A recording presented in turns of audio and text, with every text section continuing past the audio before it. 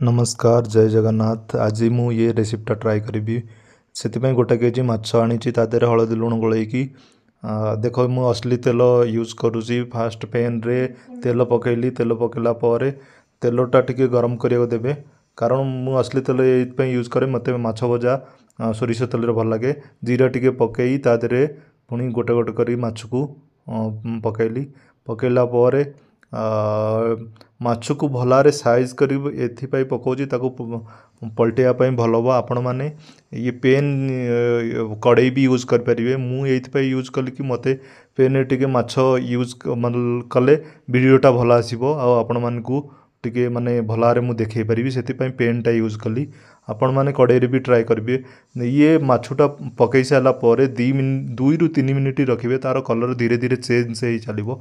Colour change होगापर 3 minute होगापर आपड़ ताकू पलटई देवे। पलटेला देखिए सेम टाइम 2 ରୁ 3 मिनिट पुणी रखिए।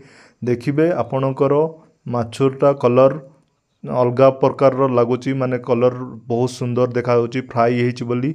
आपण निजे भी जानीपर ये माछटा फ्राई हो गला बोली।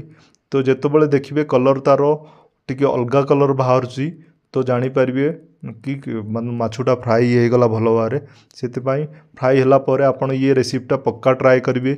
आ मत ये मोर जो ये वीडियोटा रे मु ये रेसिपीटा करी केमिति आपण मानको लागिला निहाती लाइक आउ चैनलटा को सब्सक्राइब करेंगे। निहाती जनइबे माछ फ्राईटा केमिति लागिला आ निहाती कमेंट करके पक्का खराब ही होइतिले खराब जनइबे, भल होइतिले भल जनइबे।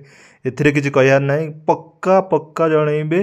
आउ आपण माने देखंतु ये मोर पखाळ भात आउ माछ भजा आउ मु रोची। जय जगन्नाथ, नमस्कार संग माने।